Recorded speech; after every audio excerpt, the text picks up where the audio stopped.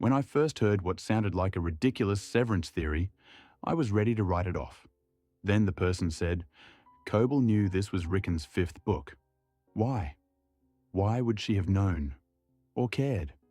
Ricken had been framed as a struggling writer, a buffoon whose only relevance was being Mark's brother-in-law. We know now, from episode 4 of season 2, there were 4 existing appendices. Had Ricken written those 2? Has he been made the new Lumon scribe? Was that why the UUR mattered to Cobel?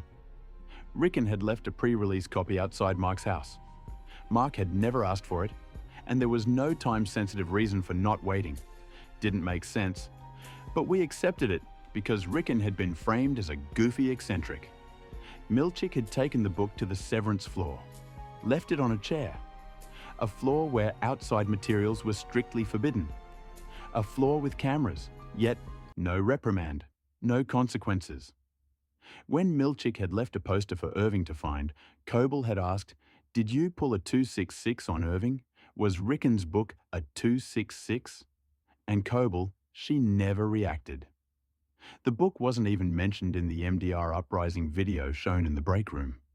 Maybe because the book's presence hadn't been a mistake. Maybe it had been an experiment. Maybe a test to gauge the innie's responses. A controlled exposure to anti-corporate sentiment. Then there was the revision conversation with Natalie. Why would Lumon, secretive to the point of manufacturing their own doors, have commissioned a rewritten version of the UUR?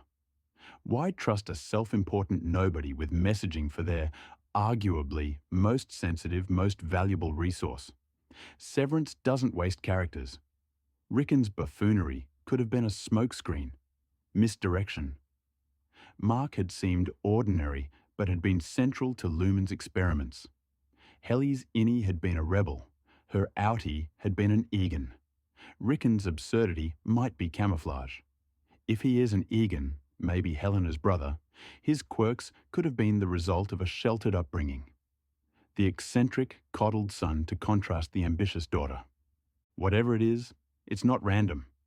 Ricken's book on the Severance floor, Cobel's casual knowledge of the book count, and Lumon's inexplicable trust. It doesn't make sense. One more suspicion. Ricken might have even been the one that flagged Gemma and Mark for Severance. What do you think? Any other clues that seal this?